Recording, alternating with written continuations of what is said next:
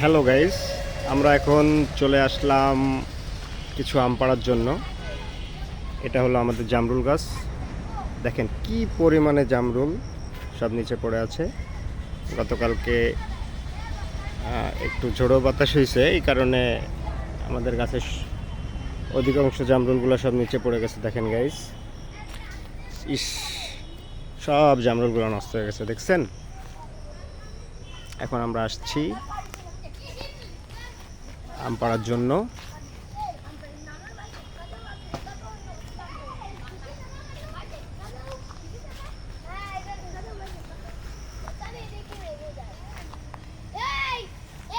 কতগুলো পাড়ছো আম? এক ব্যাগ পাড়া হয়ে গেছে। এ কি সব কাঁচামিঠে আম? এই যে হলো আমাদের গাছের আম। বেগুনও নিছো?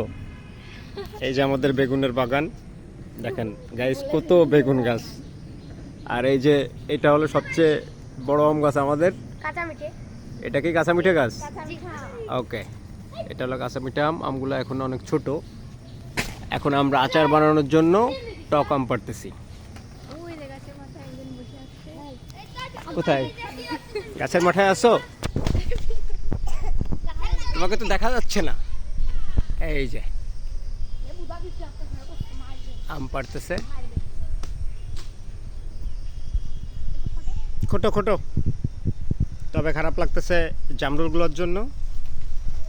এটা হলো আমাদের বাগান। এখানে কলা গাছ আছে, তারপরে আরও আছে জামরুল গাছ আছে, তারপরে আরও আছে লিচু গাছ আছে। চলেন আপনাদেরকে লিচু গাছটা দেখাই নিয়ে আসি।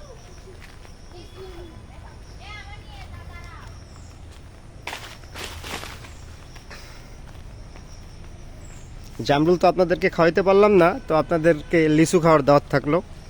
এই দেখেন কত লিচু ধরছে, কিন্তু লিচুগুলো এখনো পর্যন্ত পাকে নাই, এখন পর্যন্ত কাঁচা। হিউজ পরিমাণে লিচু আসছে এবার গাছে। তো আমরা লিচু কিছুদিন পরে ভাঙবো, সেদিন আপনাদেরকে একটা ভিডিও দিব ইনশাল্লাহ। তো এখন আপাতত আমরা চলে যাই এবার আম কুড়ানোর জন্য।